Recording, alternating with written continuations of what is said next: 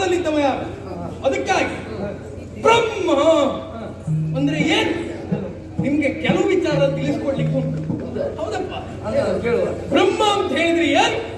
ದೊಡ್ಡದು ಅಲ್ವಾ? ಎಷ್ಟು ದೊಡ್ಡದು? ನಿಮ್ಮಿಬ್ಬರಿಗಿಂತ ದೊಡ್ಡದು. ಹಾಗೆ ಆ ಬ್ರಹ್ಮ ಎನ್ನುವುದನ್ನು ನೀವು ಒಪ್ಪಿಕೊಂಡ್ರಿ ಅಂತ ನಾವು ಸೃಷ್ಟಿ ಕಾರ್ಯಕ್ಕೆ ಮುಂದಾಗ್ತೇವೆ. ಅಲ್ಲೇ ಇದ್ರೆ ಮಾಡುವಂತ ಕಾರ್ಯದಲ್ಲಿ ಸ್ವಲ್ಪ ವಿಳಂಬ ಆಗ್ತದೆ. ಈಗ ಹಿರಿಯವಾದ ಈ ಸೇನ ಯಾಕೆ ಕಾಲಿಡುವ ಮುನ್ನ ಕಣ್ಣಿಟ್ಟು ವ್ಯವಹರಿಸಬೇಕು.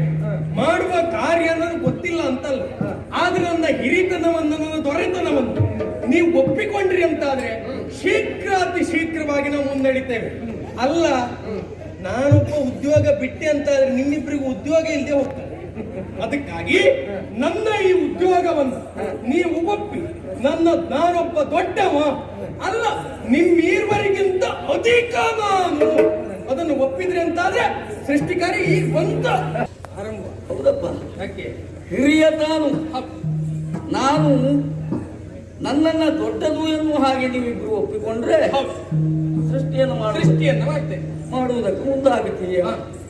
ಅಲ್ಲ, ನಿನಗೆ ಸಮಸ್ಯೆ ಉಂಟು ಅಂತಾದ್ರೆ ತಾಯಿಯಲ್ಲೇ ಕೇಳಬಹುದಿತ್ತು ನೀನು. ಏನು ಈಗ ಕಷ್ಟ ಕಾಲದಲ್ಲಿ ಬಂದ್ರೆ ಏನ್ ಮಾಡ್ಬೇಕು ಅಂತ ಕೇಳಿ. ಈಗ ನಮ್ಮ ಮೂವರಲ್ಲಿ ನಾವು ದೊಡ್ಡವರೇ ಯಾರು, ಯಾರು ಯಾವ ಕೆಲಸವನ್ನ ಹೇಗೆ ಮಾಡ್ಬೇಕು ಎನ್ನುವ ಸಮಸ್ಯೆ ನಿನಗುಂಟು ಅಂತಾದ್ರೆ ಅದನ್ನು ಅಲ್ಲೇ ಕೇಳ್ಬೇಕಿತ್ತು ನೀನು. ಸಮಸ್ಯೆ ನನಗುಂಟು ಅಂತಲ್ಲ, ಮತ್ತೆ ಸಮಸ್ಯೆ ಇಲ್ಲ, ಅದನ್ನ ನೀವು ಒಪ್ಪಿಕೊಳ್ಬೇಕು ಅಂತ. ಕಾರಣ ನಾವು ಮಾಡುವಂತ ಕಾರ್ಯ ದೊಡ್ಡದು ಅಲ್ಲ. ನೀನು ನಿನ್ನನ್ನು ಒಪ್ಪಿಕೊಂಡ್ರೂ ಸಮಸ್ಯೆ ಇಲ್ಲ, ಸಮಸ್ಯೆ ಅದು ಸಮಸ್ಯೆ. ಹೌದಪ್ಪ, ಯಾಕೆ ಸುಮ್ಮನೆ ನಿನ್ನನ್ನು ಒಪ್ಪಿಕೊಳ್ಳಿಕ್ಕೆ ಆಗ್ತದೆ ಅಂತ ಮಾಡಿದೀಯ. ನೋಡು, ಸೃಷ್ಟಿ ಮಾಡುವವನ, ಆಮೇಲೆ ಅದನ್ನ ಪಾಲನೆ ಮಾಡುವವ ನೀನು. ಹೌದು, ಕಾಲವನ್ನ ಅರಿತು ಲಯ ಮಾಡುವವ. ಈ ಪ್ರಾರಂಭ ಸರಿ ಇಲ್ಲದೆ ಹೋದ್ರೆ ಉಳಿದದಕ್ಕೆ ಅಂತ ಕೆಲಸ ಅಂತ ಕೇಳುವುದಕ್ಕೆ ನಾವು ದೊಡ್ಡದೊಂದು ಒಪ್ಪುವಂತ ಇದ್ದು. ಪ್ರಾರಂಭವೇ ಸರಿ ಇಲ್ಲ ಅಂತ ಹೇಳಿದ್ ಯಾಕೆ ಗೊತ್ತುಂಟ? ಯಾಕೆ? ನಿನ್ನ ಮಾತಿನ ಕ್ರಮ ಸರಿ ಇಲ್ಲ ಅಂತ ಹೇಳಿದ್ದು. ತಾಯಿ ಆಡಿದ ಮಾತನ್ನು ಕೇಳಿದೀಯ ನೀನು? ಏನು? ಹೋದ ಕಲ್ಪದಿ ಲಯವಾದ ಪ್ರಪಂಚವ ಮೋದದಿ ಸೃಜಿಸುವರೆ. ಹೌದು, ಅಂದ್ರೆ ಸೃಷ್ಟಿಸಬೇಕಾದದ್ದು ಏನು ಹೊಸ್ತಿಲ್ಲ, ಮೊದಲು ಇದ್ದಿದ್ದೇ ಅದು. ಅದನ್ನು ಹೊರತರಬೇಕು, ನಾವೇ ಆಗ್ಬೇಕು. ಹೌದಪ್ಪ, ಹೊಸದಾಗಿ ಸೃಷ್ಟಿ ಮಾಡಬೇಕಾದಂತ ಅಗತ್ಯ ಇಲ್ಲ, ಅದನ್ನ ಹೊರಗೆ ತರಬೇಕು ಅಷ್ಟೇ. ಅದನ್ನ ಪಾಲಿಸುವಂತ ಹೊಣೆಗಾರಿಕೆ ನನ್ನದು. ಆಮೇಲೆ ನಿಮ್ಮ ಲಯ ಮಾಡ್ತಾನೆ ಅಂತ ತಾಯಿ ಹೇಳಿದ್ದು. ಇಲ್ಲಿ ಹಿರಿಯ ಕಿರಿಯ ಎನ್ನುವ ಪ್ರಶ್ನೆ ಬರುವುದಿಲ್ಲ.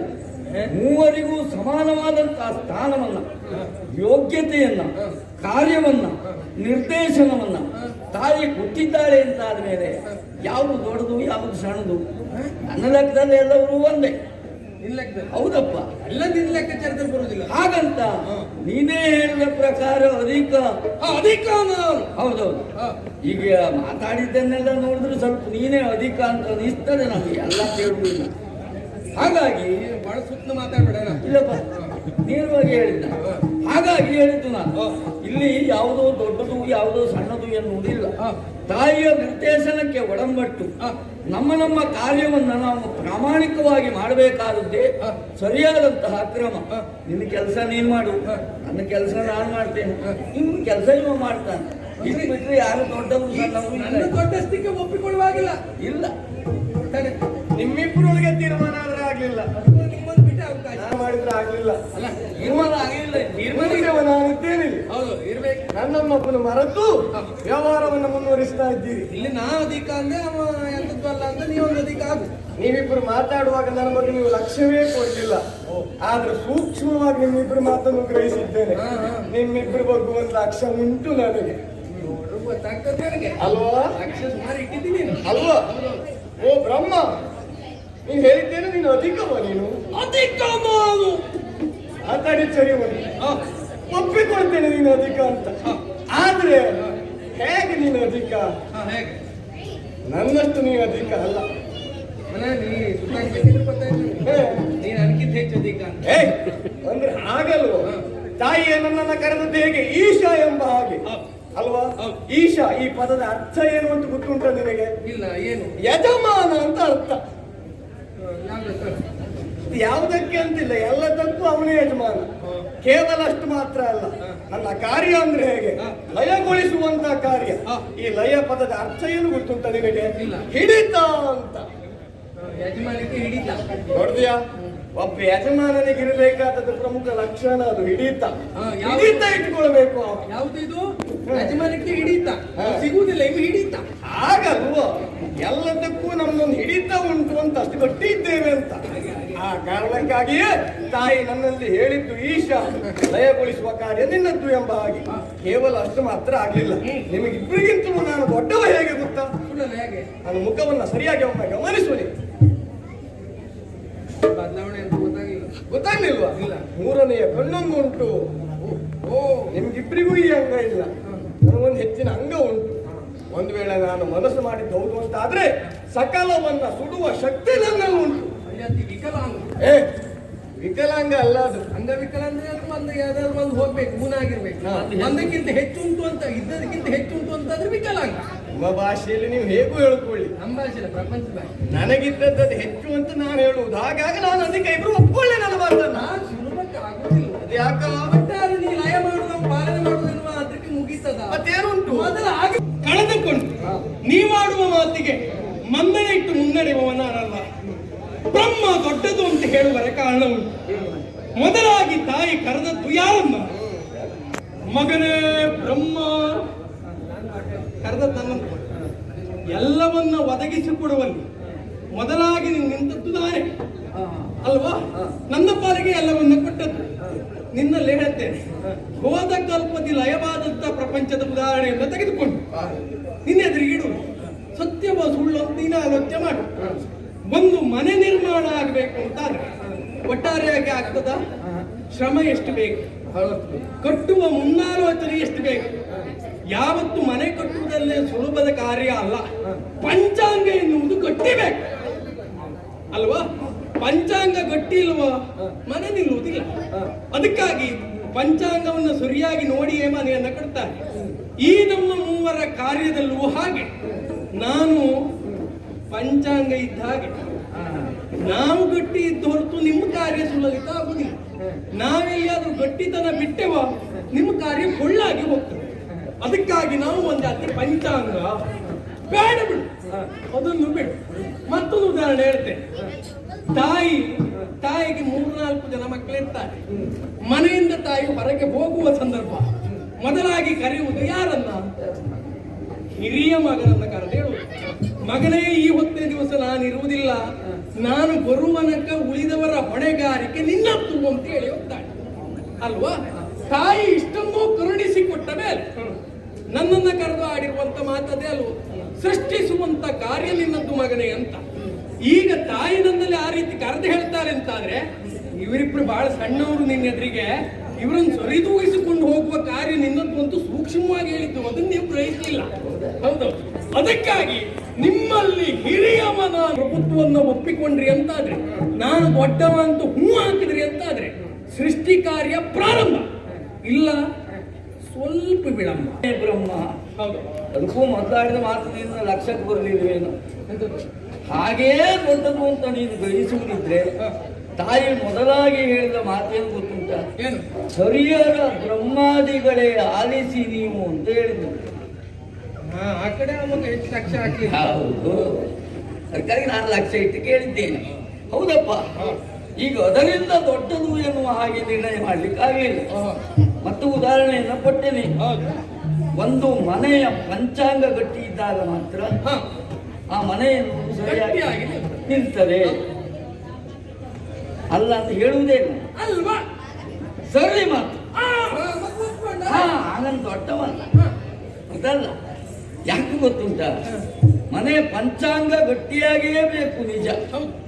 ಆದ್ರೆ ಮನೆ ಕಟ್ಟಿಯಾದ ಮೇಲೆ ಅದಕ್ಕೊಂದು ಗೃಹ ಪ್ರವೇಶ ಅಂತ ಮಾಡುವುದು ಪದ್ಧತಿ ಉಂಟು. ಹೌದಾ? ಗೃಹ ಪ್ರವೇಶಕ್ಕೆ ಬಂಧು ಬಾಂಧವರು, ಸಕುಟುಂಬ, ಸಪರಿವಾರ ಸಮೇತರಾಗಿ ಎಲ್ಲರೂ ಬರ್ತಾರೆ. ಬಂದಂತಹ ಸಂದರ್ಭದಲ್ಲಿ ಒಬ್ಬರಾದ್ರೂ ಪಂಚಾಂಗ ನೋಡ್ಲಿಕ್ಕೆ ಅಂತ ನಿಲ್ತಾರೆ? ಇಲ್ಲ. ಮನೆ ಒಳಗಡೆ ಏನುಂಟು, ಹೇಗೆ ಕಟ್ಟಿದ್ದಾರೆ, ಎಷ್ಟೆಷ್ಟು ವ್ಯವಸ್ಥೆ, ಎಲ್ಲೆಲ್ಲ ಏನೇನು ವ್ಯವಸ್ಥೆ ಉಂಟು, ಇದು ಇಷ್ಟು ವಿಶಾಲವಾಗುತ್ತ, ಇದು ಸಣ್ಣದಾಯ್ತ, ಇಲ್ಲಿ ಆಸನ ಹೇಗುಂಟು, ಅಲ್ಲಿ ನೋಡುವುದಕ್ಕೆ ಎಷ್ಟು ವ್ಯವಸ್ಥೆ ಉಂಟು ಎಂಬಿತ್ಯಾದಿ ವಿಚಾರ ಮಾಡ್ತಾರೆ ಬಿಟ್ಟು ಪಂಚಾಂಗಕ್ಕೆ ಎಷ್ಟು ಕಲ್ಲು ಹಾಕಿದ್ದಾರೆ ಅಂತ ಯಾರೂ ಕೇಳುವುದಿಲ್ಲ. ಆಯ್ತಾ, ಒಂದು ಉದಾಹರಣೆ ತೊಂದರೆ ಇಲ್ಲ, ಮತ್ತೊಂದು ಉಂಟು. ಯಾವುದು? ಅದು ಅಮ್ಮ. ಹೌದಾ? ಅಮ್ಮ ಹೊರಗಡೆ ಹೋಗುವಾಗ ಹೌದು, ಹಿರಿಯ ಮಗನನ್ನು ಕರೆದು ಹೇಳ್ತಾಳೆ, ಹೇಳ್ತಾರೆ. ಹೊಣೆಗಾರಿಕೆ ಇತ್ತು. ಉದಾಹರಣೆ ನಾನು ಕೊಡ್ತೇನೆ ಕೇಳು. ಒಂದು ತಾಯಿಗೆ 3 ಮಕ್ಕಳು ಇರ್ತಾರೆ. ಹೌದಾ? ಆ 3 ಮಕ್ಕಳಲ್ಲಿ ಹಿರಿಯವ ಅಷ್ಟು ಬುದ್ಧಿವಂತ ನಾವು ದಡ್ಡ. ಉದಾಹರಣೆ ಆಯ್ತಾ? ಮಧ್ಯದವ ತೊಂದರೆ ಇಲ್ಲ, ಅವನು ಸ್ವಲ್ಪ ಅಷ್ಟೇ ಆಗಲ್ಲ. ಅದರ ದಡ್ಡನೂ ಅಲ್ಲ, ಹುಷಾರಿಯೂ ಅಲ್ಲ, ಆ ರೀತಿ ಒಂದ್ ಜಾತಿ ಹೆಡ್ ಬುದ್ಧಿವಂತ. ಅದು ಆಯ್ತಾ? ಕಿರಿಯವ ಏನು, ಅವನು ಸಣ್ಣವ, ಏನು ಗೊತ್ತಾಗುವುದಿಲ್ಲ. ಹೌದಪ್ಪ. ಆಗ ತಾಯಿ ಏನು ಮಾಡ್ತಾಳೆ, ಹಿರಿಯ ಮಗನಾದ ದಡ್ಡನನ್ನು ಕರೆದು ಹೇಳುವುದಿಲ್ಲ, ಮಧ್ಯದವನನ್ನು ಕರೆದು ಹೇಳುವುದು ಹೀಗೆ: ನಾನು ಹೊರಗಡೆ ಹೋಗುವವನಿದ್ದೇನೆ, ನಿನ್ನ ಅಣ್ಣ ದಡ್ಡ ಕೂಮಟ್ಟು, ಅವನಿಗೆ ಏನು ಗೊತ್ತಾಗುವುದಿಲ್ಲ, ಹಿರಿಯವನಿಗೆ ಏನು ತಿಳಿಯುವುದಿಲ್ಲ, ಇಬ್ಬರನ್ನೂ ಸರಿಯಾಗಿ ನೋಡ್ಕೊ ಅಂತ ಹೇಳಿ ತಾಯಿ ಹೋಗ್ತಾರೆ ಅಲ್ವಾ? ಉದಾಹರಣೆ. ಹಾಗಾಗಿ ವಿಶೇಷ ಏನು ಗೊತ್ತುಂಟ, ಸೃಷ್ಟಿಪ ಕಾರ್ಯವೂ ಅಷ್ಟೊಂದು ಘನವಲ್ಲ, ಅದು ವಿಶೇಷ ಅಲ್ಲ, ಅದು ವಿಶೇಷವೇ ಅಲ್ಲ. ಹೌದಪ್ಪ. ನಾವು ಬೇಟೆಗೆ ಹೋಗ್ತೇವೆ, ಹೋದಂತಹ ಸಂದರ್ಭದಲ್ಲಿ ಕೆಲವು ಮನೆಗೆ ಬೇಕಾದಂತಹ ಅವಶ್ಯಕ ಪರಿಕರಗಳನ್ನು ತರ್ತೇವೆ. ಹೌದಾ? ಈ ಉದಾಹರಣೆ ಇಟ್ಕೊಳ್ಳು, ತರಕಾರಿಯನ್ನೇ ತರುವುದು ಅಂತ ಇಟ್ಕೊಳ್ಳು. ಹೌದಾ? ತರಕಾರಿಯನ್ನ ತಂದಂತವನಿಗೆ ದೊಡ್ಡ ಕೆಲಸ ಅಂತ ಹೇಳಲಿಕ್ಕೆ ಆಗುವುದಿಲ್ಲ. ತಂದ ಮೇಲೆ ಅದನ್ನು ಹಾಳಾಗದೇ ಇರುವ ರೀತಿಯಲ್ಲಿ ರಕ್ಷಣೆ ಮಾಡಿರುವುದು, ಹೆಚ್ಚಿನ ದಿನ ಬಳಕೆಗೆ ಬರುವ ಹಾಗಿರುವುದು ಅಂದ್ರೆ ಪಾಲನೆಯ ಕಾರ್ಯ. ವಿಶೇಷವಾದದ್ದು, ಶ್ರೇಷ್ಠವಾದದ್ದು ಅಂದ್ರೆ ಅದು, ಹೊರತಾಗಿ ತರುವುದು ಅಂದ್ರೆ ಸೃಷ್ಟಿಸುವುದು ದೊಡ್ಡ ಕೆಲಸ ಅಲ್ಲ ಅಂತ ಹೇಳುವುದು ನಾನು. ಹಾಗಾಗಿ ಈ ಸಂದರ್ಭದಲ್ಲಿ ಯಾರು ಹೆಚ್ಚು ಕಡಿಮೆ ಎನ್ನುವಂತಹ ವಾದ ಬೇಡವೇ ಬೇಡ. ನೋಡು, ನೀ ಏನ್ ಬೇಕಿದ್ರು ಹೇಳು, ನೀ ಮಾತ್ರ ಸ್ವಲ್ಪ ಆ ಕಡೆ ಈ ಕಡೆ ಮಾಡಿ ನನ್ನ ಮೇಲೆ ಕೆಳಗೆ ಮಾಡುವುದಲ್ಲ ಬೇಡ. ಏನ ನಾ ದೊಡ್ಡವನೇ ಅದು ಒಪ್ಪುಳುದಾರ ಅಳ್ದಿನ ಸೃಷ್ಟಿ ಮಾಡುವುದಿಲ್ಲ, ಅದು ಎಂತ ಬೇಕಿದ್ರೆ ಅವ ಏನೇ ನೀನೇ ಸರಿಯೇ ಹೌದು.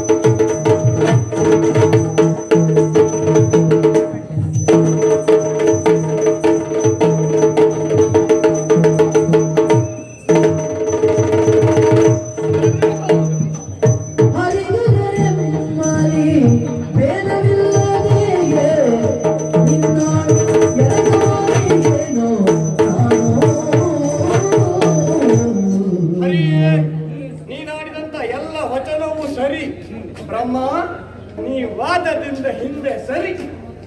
ನೀನು ಅವನಲ್ಲಿ ಬೇಕಿದ್ದೆ ಅಂತ ಬೇಕಿದ್ರೆ ಹೇಳು, ನಂದೇ ಆಗಲ್ಲ ಹೇಳಲಿಕ್ಕೆ ಆಗುದಿಲ್ಲ. ನಾನು ದೊಡ್ಡವನೇ. ಅವನಿಗೆ ತಲೆಯಲ್ಲಿರುವುದಿಷ್ಟೇ. ಪಾಪ ತಾನು ದೊಡ್ಡವ ಅಂತ ಭ್ರಮೆಗೊಳಗಾಗಿದ್ದಾನೆ. ಹಾಗಾಗಿ ನಾವು ಏನೇ ಮಾತನಾಡಿದ್ರು ಅವನಿಗೆ ಪಾಪ ಅದು ಅರ್ಥ ಆಗುದಿಲ್ಲ. ಹೇಳುವ ಸ್ಥಿತಿಯಲ್ಲಿಲ್ಲ. ಆದ್ರೆ ಹೇಳ ನಾನು ಒಪ್ಪಿಕೊಂಡದ್ದು ಹೇಗೆ ಗೊತ್ತಾ? ಬೇರೆ ಹೇಳ ಭಾಷೆ ಬರ್ದೋದವ ಹೇಳ. ಹಾಗಲ್ವೋ, ನಾನು ನಿನ್ನನ್ನು ಒಪ್ಪಿಕೊಂಡದ್ದು ಯಾಕಾಗಿ ಗೊತ್ತಾ? ಅಮ್ಮನೇ ನಮಗೆ ಕೊಟ್ಟಿರುವಂತಹ ಕಾರ್ಯ ಸೃಷ್ಟಿ ಮಾಡುವುದು ಅವನಿಗೆ, ಹೊರೆಯುವುದು ನಿನಗೆ. ಅದನ್ನ ಸಮಯ ನೋಡಿ ಲಯಗೊಳಿಸುವ ಕಾರ್ಯ ನನ್ನ ಪಾಲಿಗೆ.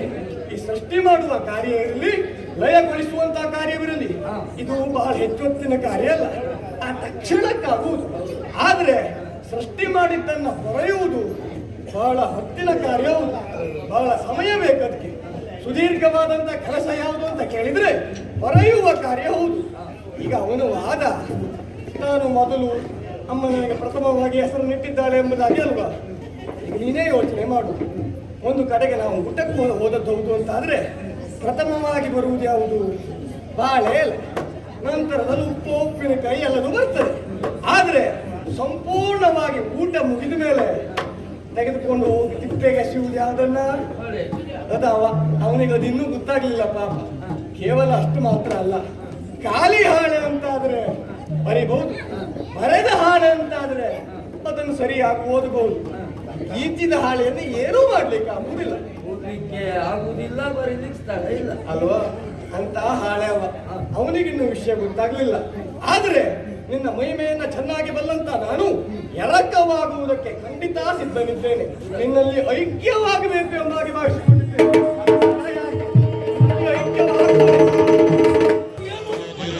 ರಾಮ ಜಯ ಶ್ರೀರಾಮ